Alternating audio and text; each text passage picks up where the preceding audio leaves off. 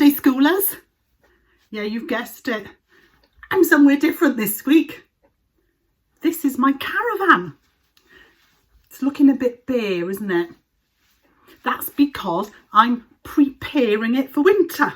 Yeah, I have to come down every year and I have to take away all the bedding, take that home. I have to clean out all the cupboards and turn off all the electricity.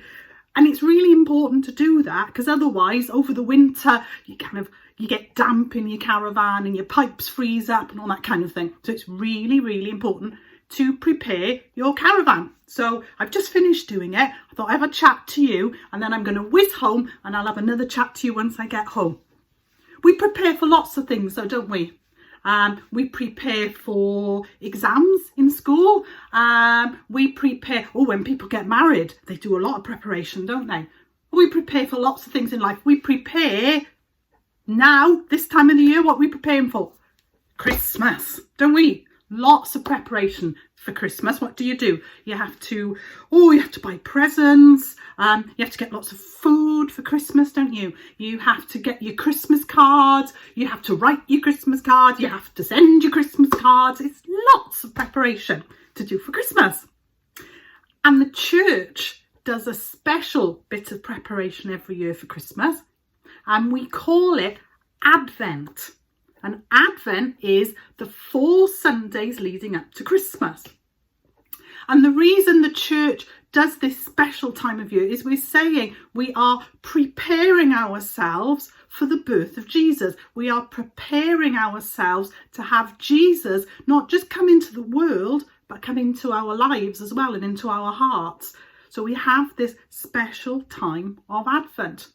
And one of the things that we do on the Advent Sundays is we have a special set of candles. And the churches will have them and they call them an Advent crown, or sometimes they call them an Advent wreath.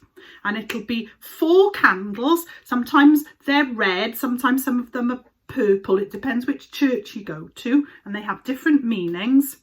And you've got the 4 red ones and they get lit one by one on the 4 Sundays leading up to Christmas. And then very often in the centre there's a white candle, and that candle is lit on Christmas Day. And that white candle represents Jesus, and we light it on the day that we celebrate when Jesus was born.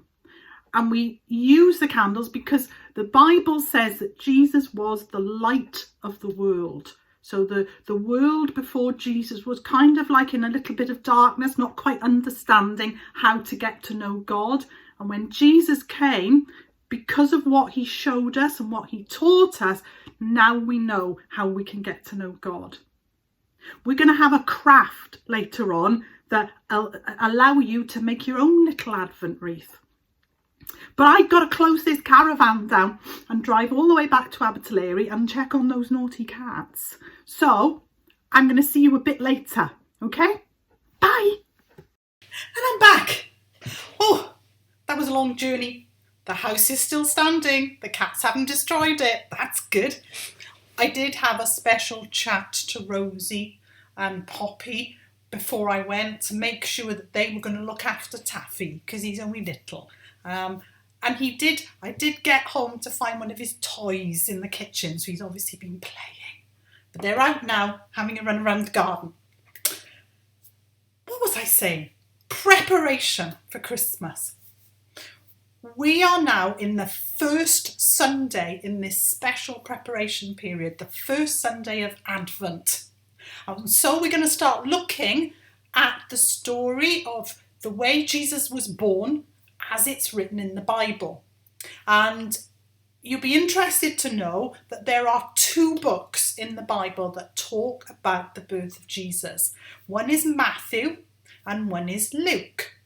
Now we're going to look at Matthew's version of the story this week.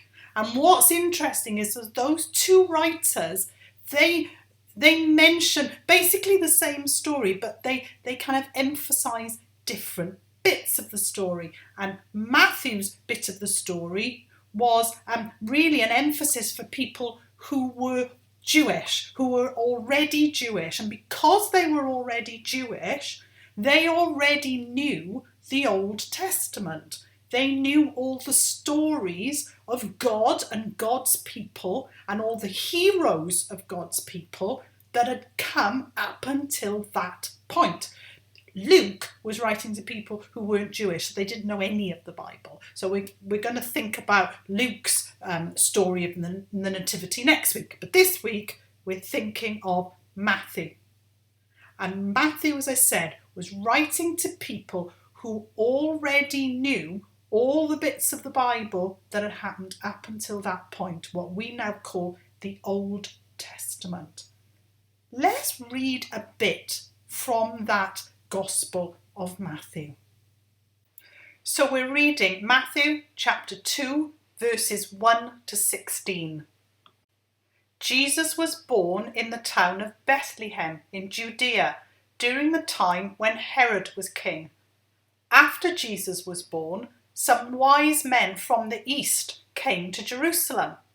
They asked, "Where is the baby who was born to be King of the Jews? We saw his star in the east. We have come to worship him." When King Herod heard about this new King of the Jews, he was troubled, and all the people in Jerusalem were worried too. Herod called a meeting of all the leading priests and teachers of the law. He asked them where the Christ would be born. They answered, "In the town of Bethlehem in Judea. The prophet wrote about this in the scriptures." "But you, Bethlehem, in the land of Judah, you are important among the rulers of Judah. A ruler will come from you. He will be like a shepherd for my people, the Israelites." Then Herod had a secret meeting with the wise men from the east. He learned from them the exact time they first saw the star. Then Herod sent the wise men to Bethlehem. He said to them, "Go and look carefully to find the child. When you find him, come and tell me. Then I can go and worship him too." The wise men heard the king and then left. They saw the same star they had seen in the east. It went before them until it stopped above the place where the child was. When the wise men saw the star, they were filled with joy. They went to the house where the child was and saw him with his mother Mary. They bowed down and worshipped the child. They opened the gifts they brought for him. They gave him treasures of gold, frankincense, and myrrh.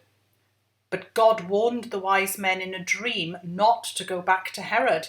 So they went home to their own country by a different way. After they left, an angel of the Lord came to Joseph in a dream. The angel said, "Get up, take the child and his mother and escape to Egypt. Herod will start looking for the child to kill him. Stay in Egypt until I tell you to return." So Joseph got up and left for Egypt during the night with the child and his mother. Joseph stayed in Egypt until Herod died. This was to make clear the full meaning of what the Lord had said through the prophet. The Lord said, "I will call my son out of Egypt." When Herod saw that the wise men had tricked him, he was very angry. So he gave an order to kill all the baby boys in Bethlehem and in all the area around Bethlehem who were 2 years old or younger.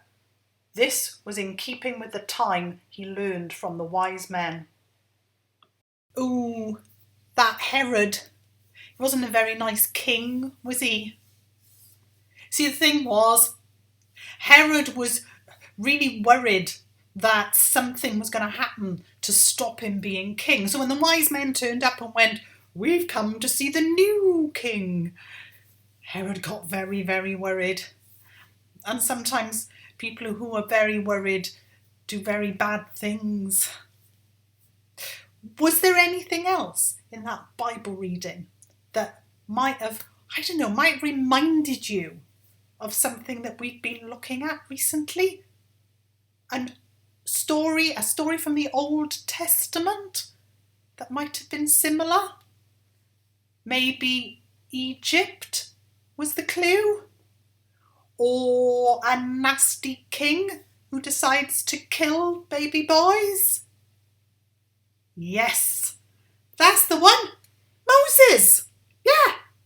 Now you see, when Jesus was born, the most important man of God for the Jewish people was Moses. They thought that Moses was the man who had lived a life that was the closest to being what God wanted of anybody else that have ever lived. They thought Moses was in this very close relationship with God. Do you remember that God talked to him through a bush? Now, you know, that kind of thing didn't happen to most people. So Moses was somebody that had actually talked to God. And when Christmas is finished and we go back to learning about Moses in Sunday school, what we'll learn is that God spoke to Moses in a major way a little bit later on in the story, which meant that the relationship between God and Moses got even stronger.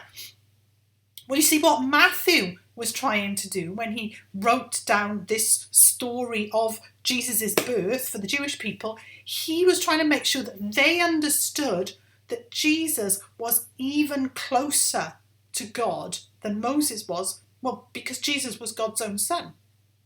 So when they read the bits in the story that were similar to the story of Moses, it would have reminded them of Moses, and then they would have been able to see how Jesus was an even greater man than Moses.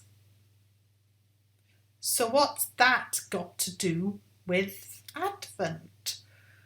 Well, you see, in the church, the Advent season is a time when we kind of look back at the Old Testament to see everything that happened before to God's story and to God's people, and we see how all of that was happening was leading up to this one special world-changing event, the birth of God's Son.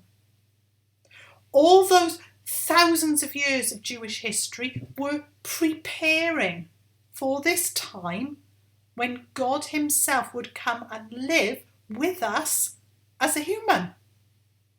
And therefore in the church, as we read these bits in the Old Testament that prepared God's people for this very special birth, it can help us prepare to welcome Jesus at Christmas time too. Isn't that cool? Now, another thing that we do a lot in church, preparing for Christmas, is we sing songs, don't we? Do you know the special name we give to songs that are about the birth of Jesus? We call them Christmas carols. That's it. Now, we're going to sing a song now, and it's about Christmas, but it's not a traditional Christmas carol. It's quite a boppy song, and I can guarantee that none of you know it, because I didn't know it, and I've had over 50 Christmases. So I've heard loads of Christmas carols, and I didn't know this one, and I like this one. So we are going to have a little go at singing a Christmas song together. Are you ready? Get ready to bop. Here we go.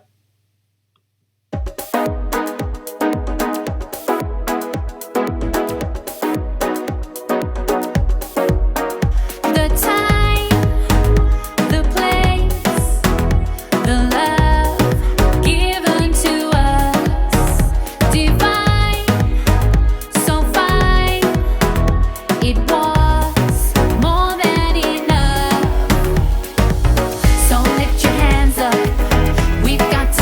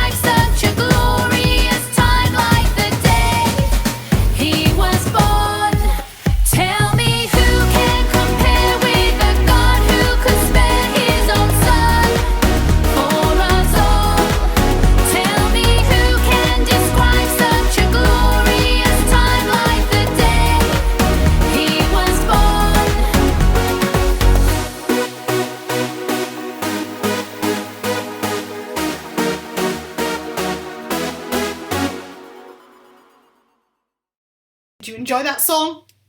I did. Got me in the Christmassy mood, it did. Right, I promised you some craft, didn't I?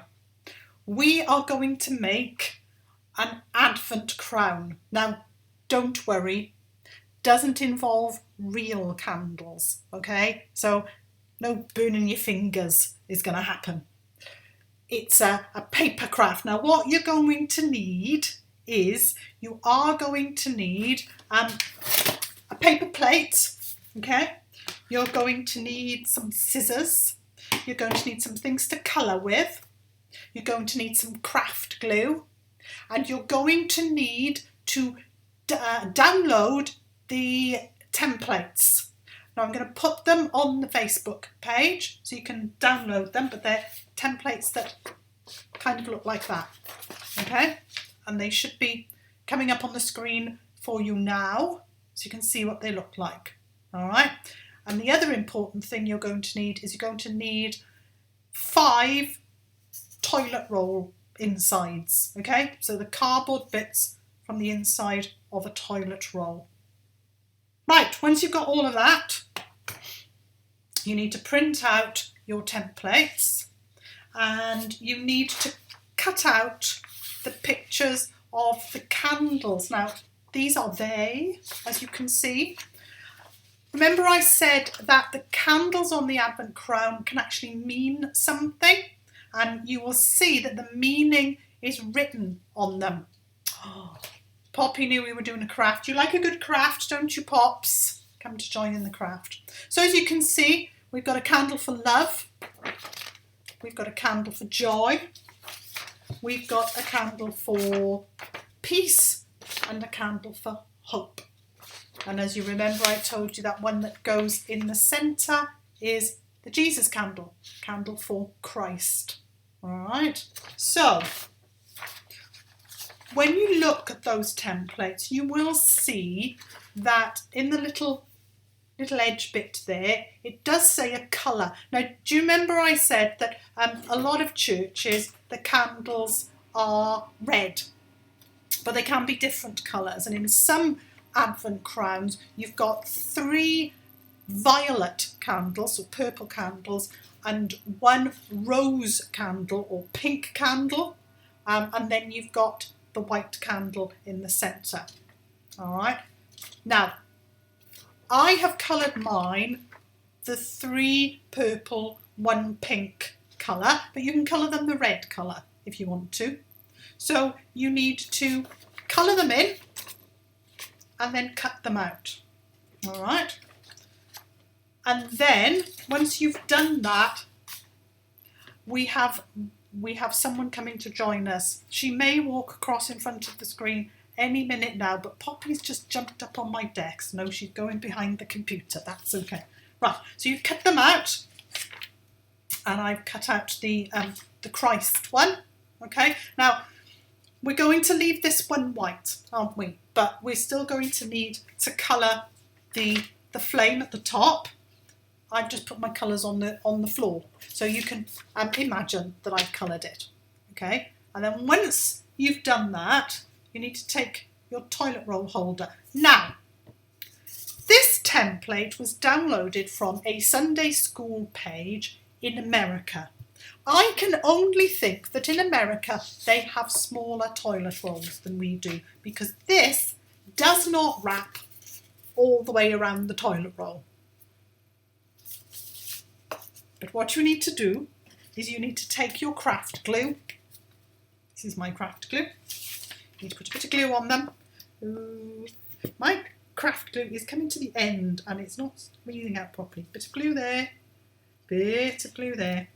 Wonderful. Then you take your toilet roll and you've got to kind of, wrap it around. Stick it to your toilet roll so that it becomes... Rosie's joined us now. Cats like a bit of craft. Have you heard people say crafty cats?